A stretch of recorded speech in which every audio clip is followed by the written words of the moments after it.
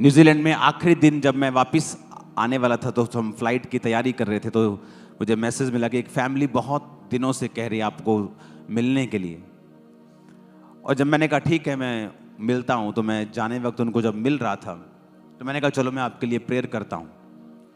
और प्रार्थना में एक दो मिनट जब प्रार्थना की तो परमेश्वर ने कहा कि इनकी एक प्रॉपर्टी है जहां पर शैतान का अधिकार है। तो मैं खुल के नहीं आपको बता सकता। तो वो जब बात हुई तो वो मैं भी हैरान हुआ, मेरी वाइफ हैरान हुई कि आपको कैसे मालूम हुआ। क्योंकि जैसे ही आप गैर भाषाओं में प्रार्थना करते हैं, आप स्पिरिट में जाते हैं, समथिंग ओपन होता है आपकी आंखों के आगे। सडनली आपको मैसेज मिलता है कि कहां पर शैतान बैठा है, कहां पर परमेश्वर काम करना चाहता है। क्या हुआ है? चल जीसस ने। क्या है?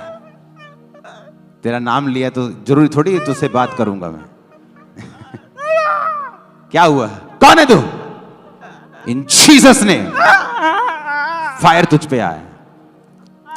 चल घुटनों पे इन जीसस ने, यीशु मसीह के नाम में घुटनों के ऊपर आ। इन जीसस ने।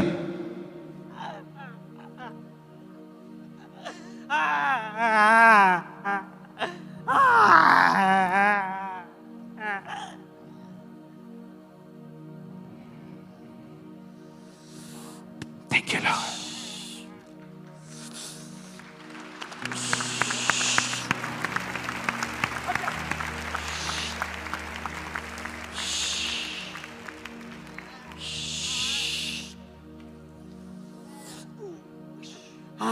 क्या है? छोड़ दे इसको। वचन के टाइम वचन दूंगा मैं, बाद में आता हूं तेरे पास। Thank you Lord. आप लोग प्रार्थना करते हैं क्या? हाँ, कब से हो मसीह में? 4 साल हो गए।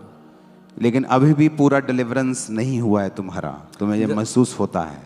जब से मैं आपसे जुड़ा हूं बहुत ज्यादा मेरे को। Thank you Lord.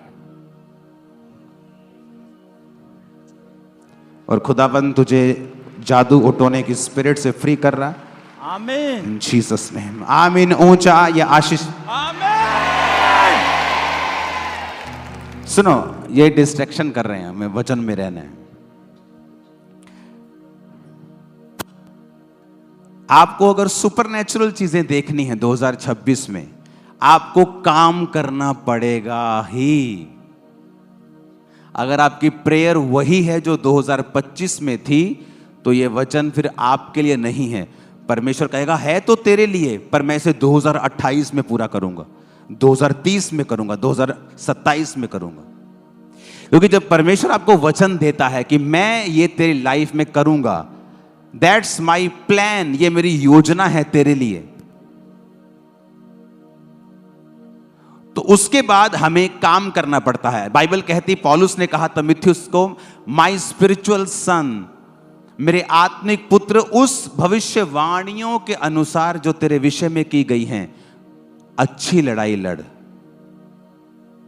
फाइट कर। क्या है फाइट? तलवार उठानी है, फेसबुक उठा के गालियां निकालनी है?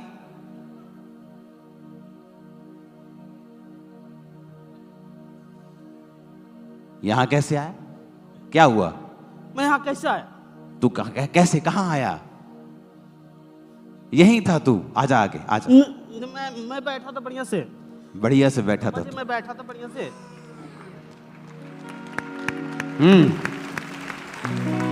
क्या?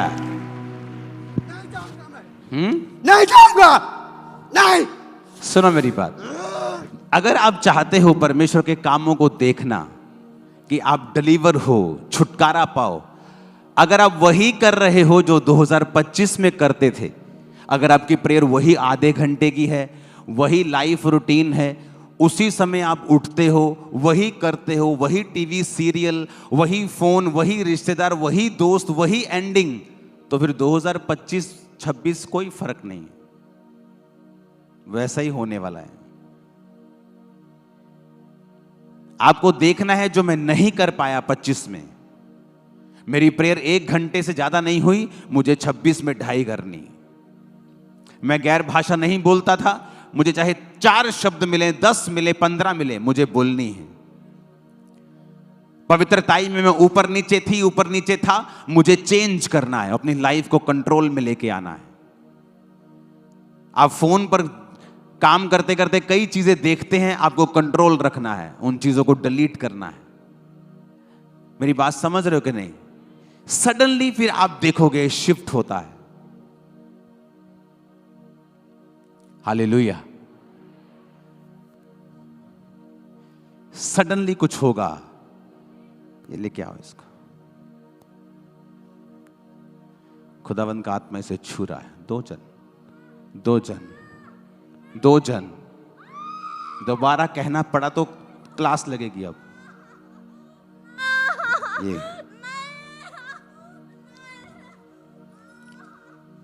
पेट पे हाथ रख। इन Jesus name, thank you Lord. सब बदल जाएगा इन जीसस नेम। सुनो, वो चीजें सुनो, माफ करना सीखो। ठीक है। ओके? ठीक है। तुम बहुत स्ट्रांग हो दिमाग में, तुम बहुत स्ट्रांग हो। कई बार जब आदमी मजबूत होता है ना दिमाग में, वो गलती भी करता है। ओके? ठीक है। तुम स्ट्रांग हो माइंड में। तुम एक स्ट्रांग को क्या बोलते हैं हिंदी में? मजबूत। तुम एक मजबूत औरत हो। पर कई बार शैतान भी उसका फायदा उठाता है कि तुम कई बार पंजाबी कहने पर धक्का कर जाने हैं। फिर जो मजबूत होने आप धक्का नहीं करना किसी के साथ। ओके? ठीक है। परमेश्वर तुम्हारे संग है। माफ करना है, जो किसी का है उसे वापस लौटाना है। तुम सेम नहीं होगी। ठीक है। अब तुमने देखना है मैंने क्या बोला। ओके? सुनो, अपने पड़ोसी को बोलो, जो तुम 2025 में करते थे अगर वही करते रहे तो फिर 26 में भी वही होगा जो 25 में हुआ। आमीन। तो मुझे वो करना है जो मैंने 25 में नहीं किया है।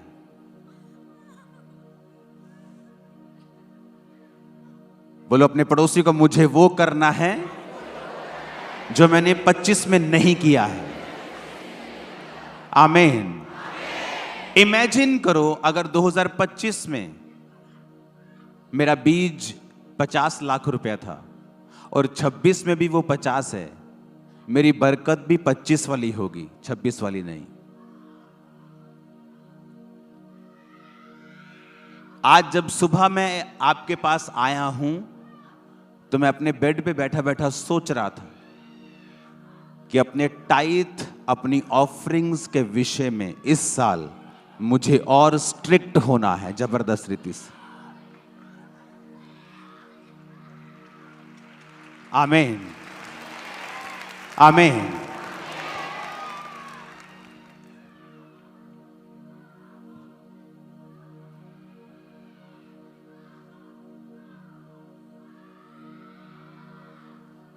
सुपरनेचुरल मैनिफेस्टेशन होंगी 2026 में।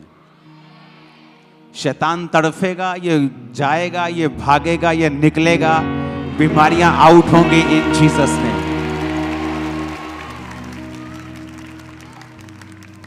आपको बस कैच करना है अब कि क्या चीज है जो मेरी लाइफ में कमजोरी है। सक्सेसफुल लोग हमेशा अपनी कमजोरी की ओर देखते हैं और जो एवरेज लोग होते हैं, कम कामयाब या बिल्कुल कम कामयाब, वो हमेशा ये देखते हैं अपनी स्ट्रांग चीजों को। लेकिन जो हाई लेवल पे जाना चाहते हैं वो अपनी कमजोरियों की ओर ध्यान देते हैं। उनके जीवन में 99 खूबियां होंगी, वो ध्यान नहीं देंगे। उनको वो खटकता है जो अभी तक नहीं है, कि नहीं यार इस साल मुझे कैप्चर करना है इसको। इस साल मुझे कैप्चर करना है, ये चीज मुझे खत्म करनी है।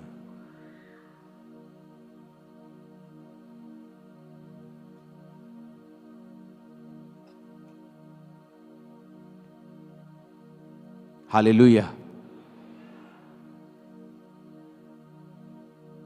आप मेरी बात समझ रहे हो कि नहीं?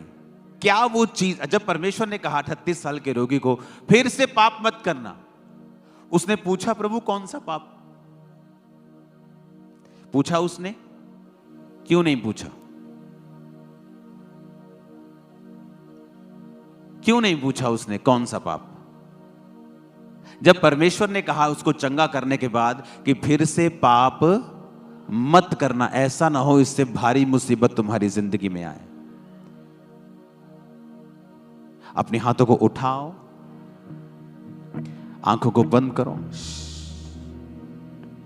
और खुदा से कहो जो कुछ मेरे जीवन में कमियां हैं,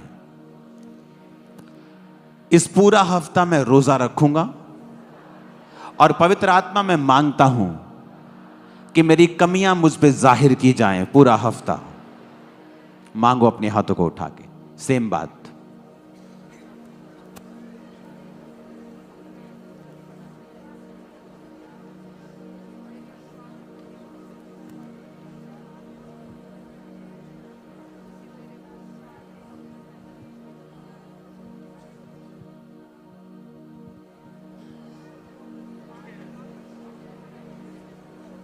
मांगो मांगो मांगो कि पूरा हफ्ता मैं रोजे रखूंगी, रोजे रखूंगा और पवित्र आत्मा में मांगता हूं कि सारी कमियां मुझ पे जाहिर हों और मैं उन्हें निकालूं, मुझे ग्रेस दे प्रभु यीशु के नाम में। आप समझ रहे मेरी बात को? उसने एक नहीं कहा प्रभु कौन सा पाप, मुझे बताओ तो सही कौन सा पाप है जो मैं ना करूं और मैं बचा रहूं। परमेश्वर कहता फिर से पाप मत करना। कहता ठीक है प्रभु। उसे मालूम था उसको मालूम था कौन सा पाप किया है। इसका मतलब आपकी स्पिरिट को मालूम होता है कि मैं कहां गलती कर रहा हूं। उन चीजों को पकड़ना है। अगर आपको नहीं मालूम है तो ज्यादा से ज्यादा बाइबल को पढ़ें, ज्यादा से ज्यादा टीवी हटा दें, वचन लगा लें, मीटिंग्स को सुने, पुरानी मीटिंग्स को निकालें, नई मीटिंग्स को निकालें, उन्हें सुने, वचन के हिस्से को सुने। आपकी कमियां आप पर जाहिर होंगी, उन्हें निकालते जाएं, उन्हें निकालते जाएं, देखना क्या होता है फिर। हालेलुया। और ये पॉसिबल है।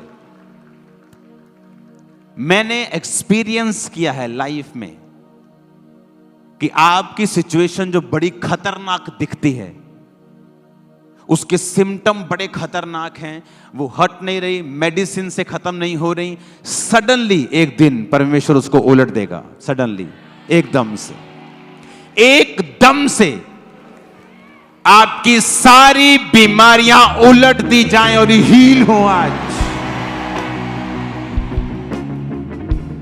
सारी बीमारियां यीशु के नाम में उलट दी जाए और हील हो जाए। यीशु के नाम में अपनी बॉडी, सारे रोग, सारे सिम्टम्स आज उलट दिए जाएं और वापिस जाएं in the mighty name of Jesus. आमीन। ऊंचाई आशीष हमारी है चर्च। Hallelujah, hallelujah. पहला कुरिन्थिया, उस वचन को हम अपनी स्क्रीन के ऊपर पढ़ेंगे। 15 अध्याय उसकी 36 आयत। हे निर्बुद्धि, जो कुछ तू बोता है जब तक कि वो ना मरे जिलाया नहीं जाता। सब बोलो आमीन। कहता जब तक वो ना मरे। अब आप लोग अपनी इच्छाओं के लिए मर चुके हैं कि नहीं मर चुके हैं? एक व्यक्ति अगर बदला लेना चाहता है, वो मरा हुआ नहीं है। बहुत से लोग बोलते तो हैं मैं पास्टर हूं, मैं ये हूं, मैं बिशप हूं, पर वो अगर आप बदला ले रहे हैं तो एक्चुअल में आप जीवित हैं, मरे नहीं हैं। और कहता जब तक तू मरेगा नहीं तू जिलाया नहीं जाएगा। कहता अगर तू अपनी स्वाभाविक देह को मार देगा और बो देगा, जब तुरही फूंकी जाएगी तो तू जी उठेगा एक ऐसी देह के साथ जो ईश्वरीय है। मेरी बात समझ रहे हो कि नहीं? लेकिन जिन्होंने ये देह को बोया नहीं है और इससे पाप किए हैं, कहता तू भी जी उठेगा एक ऐसी देह के साथ जो अनंत जीवन के लिए नरक और उस आग की झील में जाएगी। कहता अगर हे निर्बुद्धि, जब तक जो तू बोता है जब तक वो ना मरे, जब तक वो ना मरे। अगर आप कहते हैं मैं विश्वासी हूं और आप मरे हुए नहीं हैं, एक मरे हुए को गाली निकालो, वो जवाब देता है? देता है जवाब?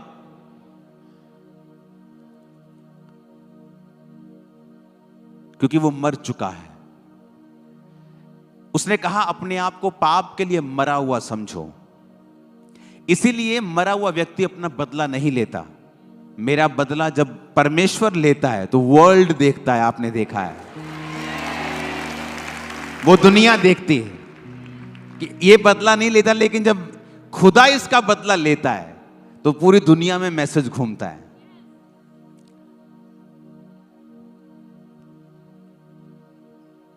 क्योंकि आप खुद अगर स्ट्रेटजी बनाएंगे तो वो फेल होगी, लेकिन जब परमेश्वर बनाएगा वो शानदार होगी। सदूकी फरीसी यही तो करते थे। दिखते बड़े रिलीजियस थे, वो बड़े बड़े चोले बड़ी बड़ी चीजें डालकर रखते थे, तो परमेश्वर ने उनकी क्लास लगाई। कहते अपना नाम बदलो। ये वही सदूकी फरीसी हैं जिसके बारे में यीशु ने कहा कि ये मच्छर को तो छान लेते हैं, ऊंट निकल जाते हैं। ये नहीं कहेंगे पाप छोड़ो, व्यभिचार छोड़ो, अपने शादियों में डीजे बजाना छोड़ो, प्रॉपर्टीज अपने चर्च की बेचना, खाना छोड़ो, ये नहीं बोलेंगे। ये चोरी छोड़ो, ये नहीं बोलेंगे। यीशु मसीह के नाम को बेचना छोड़ो, नहीं बोलेंगे। नाम बदलो। ये मच्छर को तो छान देंगे, पर ऊंट क्या करेंगे? निकल जाएंगे। ओ, ऊंट गया, और मच्छर को छान देंगे। जीसस ने कहा ऐसे लोग जो ऊपर से तो धर्मी दिखाई देते हैं, ये उन कब्रों के समान हैं जो ऊपर से तो सुंदर हैं लेकिन अंदर गंदगी से भरी हुई हैं।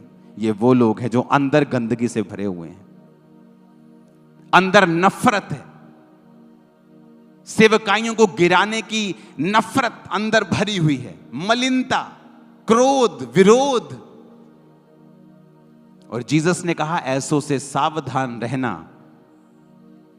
इन काट कूट करने वालों से चौकस रहना, क्योंकि ये मच्छर को तो छान लेंगे लेकिन ऊंट निकल जाएंगे।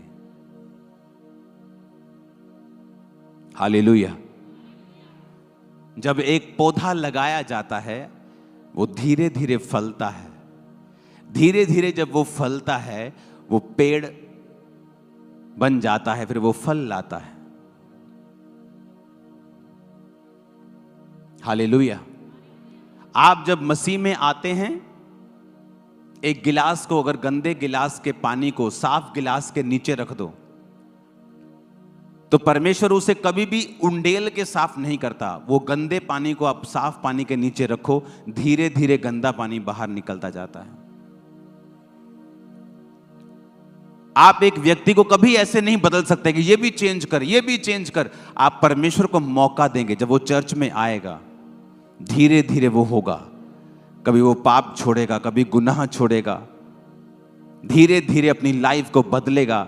इस तरह से परमेश्वर कार्य करता है, जिस तरह पानी फिर साफ होता जाता है और एक समय के ऊपर पूरा साफ हो जाता है और पीने योग्य हो जाता है। ये वो लोग हैं जो लोगों से जबरदस्ती करना चाहते हैं। आप एक बूटे को अगर 100 लीटर पानी इकट्ठा दे देंगे कि वो जल्दी फल लाए, वो सूख जाएगा, सड़ जाएगा, फल नहीं लाएगा। ये वो लोग हैं जो पवित्र आत्मा को मौका नहीं देना चाहते कि वो एक व्यक्ति की लाइफ में खुद कार्य करे।